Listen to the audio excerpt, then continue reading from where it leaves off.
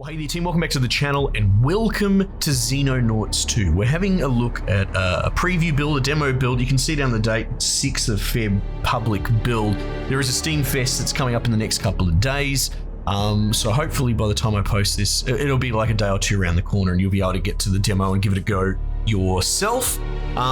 We're sort of doing overview videos, but I'm tightening them up and being a little bit more info heavy, you know, a bit closer to a review. So let me know what you think of this format. It's a little bit of old, a little bit of new mixed in together. So to give you the heads up, Xenonauts is essentially very much an XCOM game, and it is true to the OG XCOM stuff. You know, you're like XCOM bloody Terror from the Deep, that sort of thing, right? Well, maybe not that one specifically, but like the original isometric XCOMs, not the modern versions that you've got with the Phoenix points and that as well thrown in it as well.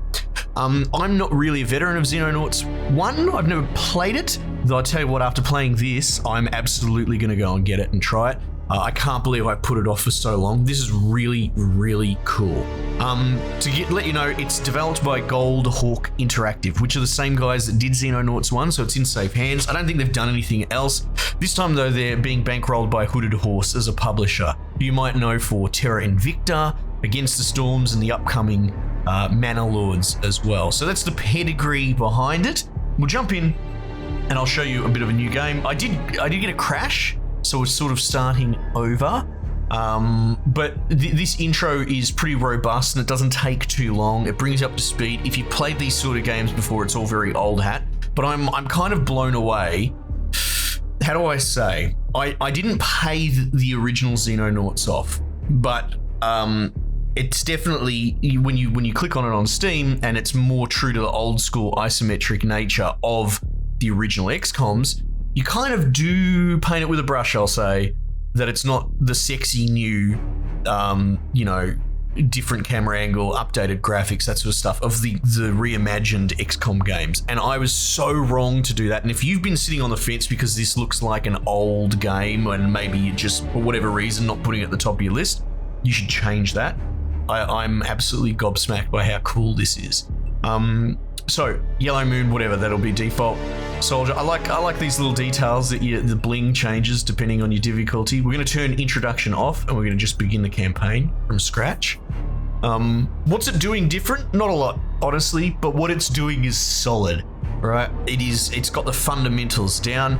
I find the way that your characters move and shoot, and they automatically overwatch if you give them, like if they've got enough sort of time units left over, they'll just figure it out on their own. So there's a lot of really cool stuff going on. It's arguably a lot more complex than the modern ones. I wouldn't say that they've dumbed them down, but they've definitely streamlined them a lot more.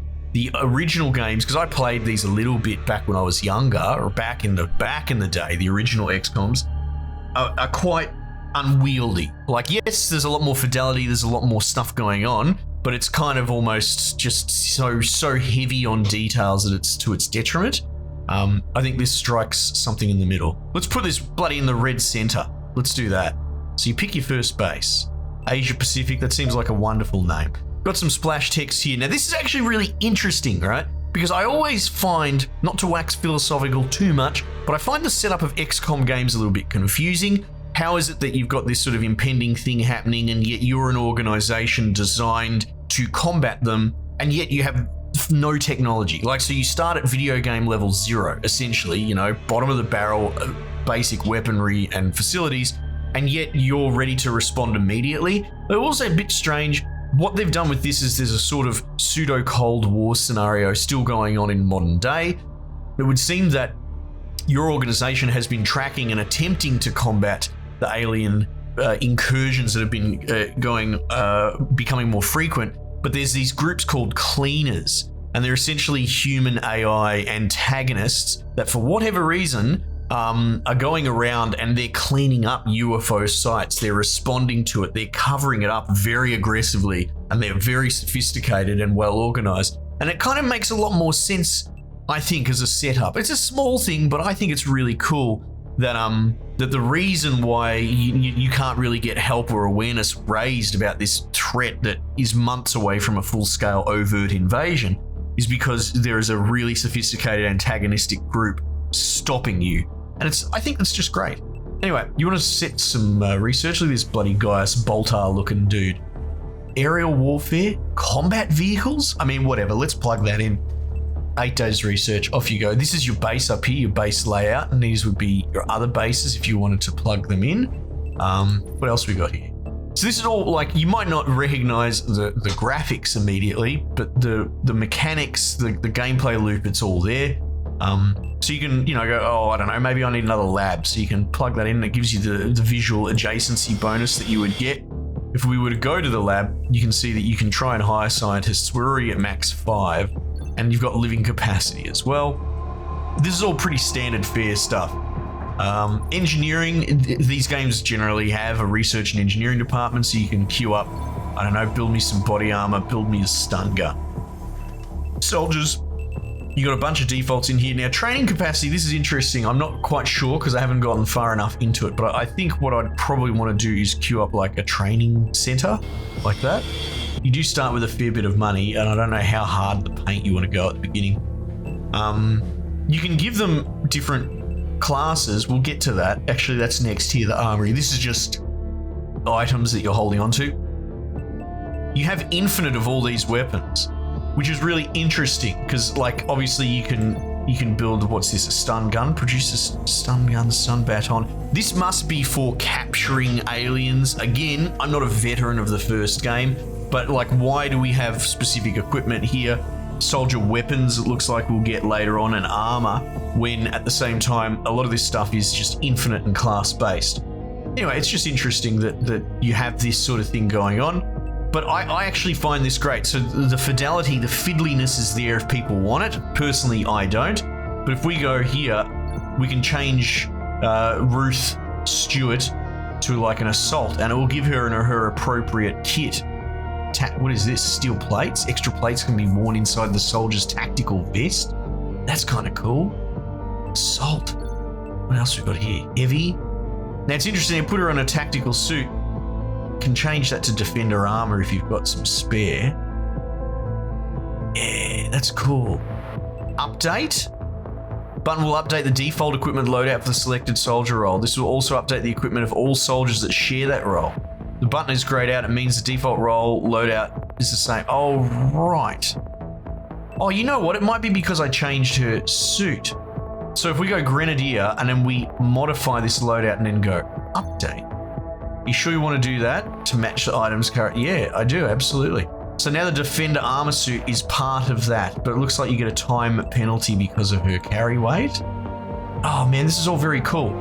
This is also something that's been taken out a lot of the modern XCOMs, is the aerial component. I think XCOM 1 Remake still had a rudimentary one, but essentially you have your dropships, but you also have your intercept craft. And a big part of the way that the loop works in original XCOMs, which this is taking after, is that you set up your like radar lockout area. I guess I could try and construct a new base. I don't know, maybe let's stick one up here.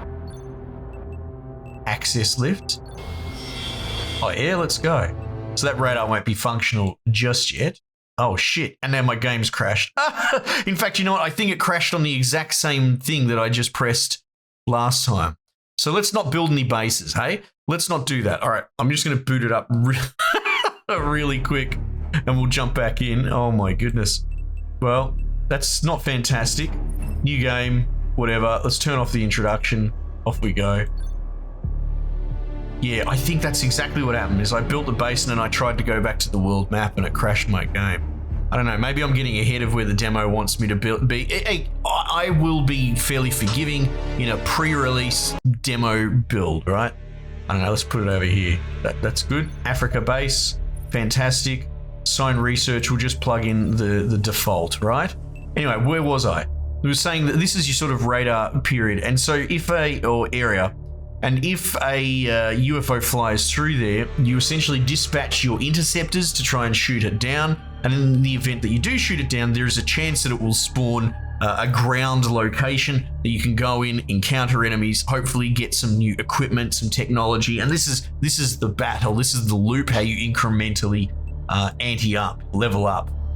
So we'll just turn the timer right up. Here we go, look at this. Oh, the cleaner operations site. Mysterious cleaners preparing to eliminate staff on the Polar Research Station. presenting us an opportunity to attack these isolated enemy operatives. Oh, look at that, 250,000. That's not insignificant. We'll launch a combat team. We've already got this Skyhawk, though. You can send a little squadron of 3 vehicles if you wish.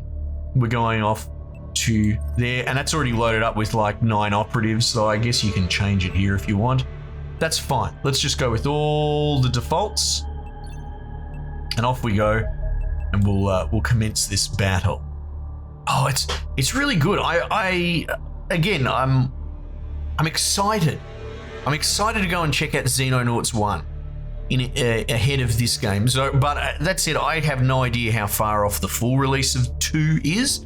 Like I said, the next fest will have the demo build, and they've done the demo build before, but you can see it's already crashed consistently. So I don't know. It has been in development for a while. All right, kill everything, don't get killed. I think you just gotta be careful. This bloke, he's at the back of the queue and he can't walk through everyone. The shield chick is pretty cool. You can sort of send her in belligerently, which we're gonna kind of do. All right, and if you right click, you sort of rotate. So this is different to the first mission I played earlier on my own save. Oh look, there's a dude there. I think I can't, turning uses up time points. Okay. Who have we got? Who have you got? Shotguns. The shotgun boys, straight out the door. I'll tell you what, let's put you here. And if you press, oh, he's hiding behind a snow speeder. If you press C, you can tell him to crouch, and it ignores cover there. Though if you draw your sort of line, it'll show you your percentage chances. If you right click, you can usually change to an alternate fire mode, which will be like less accurate, less time units, that sort of thing you can see there. If it's partially obfuscated, you'll see like that. You can hold control to free aim, so you can intentionally shoot holes through windows and walls and shit like that if you want. Another really cool thing you can do is, like, if you go left click here, say I go move there, and then I hold shift, it gives you the shot preview from that angle. You can see I wouldn't have enough time units to shoot it. That's why it's red on the timer, which is great because I love target previews, this sort of thing here. I find that really cool. Which you do have in a lot of the modern XComs. So it's taking some of the modern stuff as well. All right, let's not move. Let's shoot this bloke. Boots! Oh, look, his mate's standing behind a rock. Okay. Okay. All right. Now, Shotgun Sam. What are we gonna do with you, mate? You know what? Let's bomb you up to here. Let's turn you in, and we'll just crouch. Now, Overwatch occurs essentially automatically. If I tell him that that's the end of his turn and he has enough juice to shoot when a dude runs past, then he'll do just that, which is pretty cool, I reckon. Let's go up the guts with this Sheila. See, and he's doing exactly that, overwatching. So she absorbs a lot of damage with her shield. Alright, what have you got? You've got like an AK. Oh, sorry, an M16. Alright, now you can see there, it's obscured a bit. That's a little bit poo, isn't it? We're just going to leave him there for the moment. What have you got? A machine gun as well. Assault rifle. We'll actually just overwatch you there and sort of start zoning. This guy's got a sniper rifle, so we're going to go and bung him up the back. Oh, look at that. So you can see that that's going to clip the corner. No, this box here. That's what the problem is. He can't actually... He doesn't have enough time points to shoot anyway. What have you got? Let's send you out this door just in case it's... Look at that. That's exactly why we're going out that door. Alright.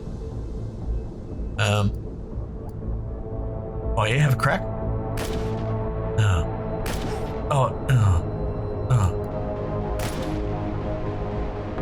Uh-oh. Don't suppose you can hide or anything. Nope. Was she bleeding? No, but she did take a fair bit of damage. Right, what do you got? A fucking cut them in half sort of saw machine gun scenario going on here. Yeah, good.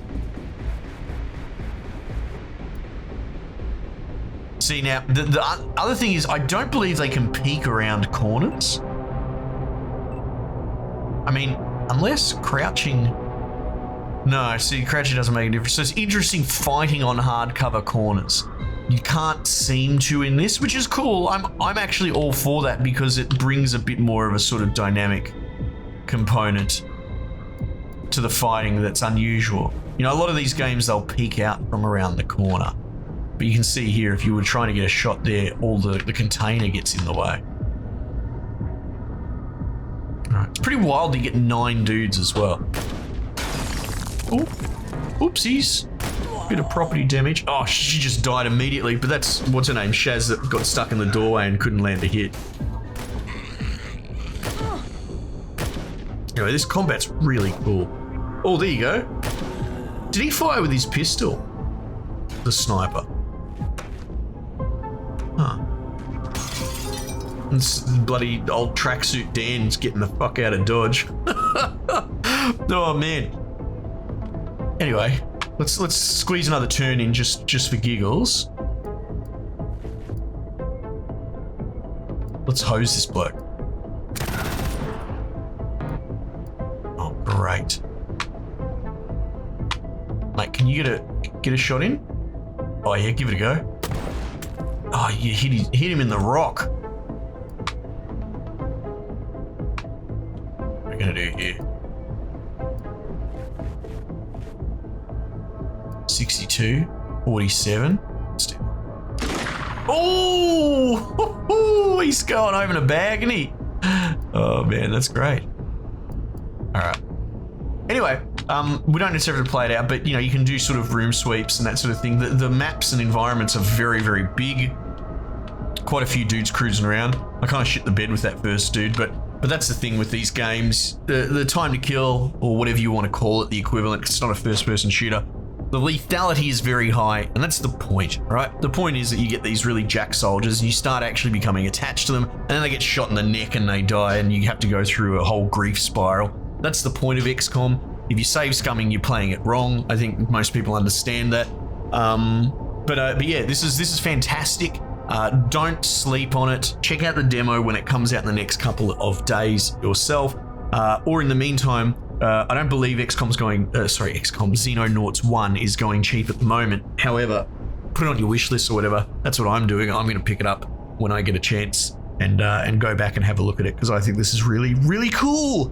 Anyway, there you go. That's the sort of new format. Bit of old, bit of new, bit of information at the front, and just giving you an idea of the gameplay loop, giving you enough information to figure out whether this is something for you or not. If you do want to support the channel, you can obviously do the likes, you know, like, share, and subscribe, all that sort of crap. But I am trying to get more members onto the channel as well, so joining up as a member would be great. I've got links in the description. I've got a Patreon up as well because some people were asking about setting that up too. Anyway, I think that covers everything. Let me know what you reckon. We might just leave it there for the time being, and I'll catch you guys on the next one.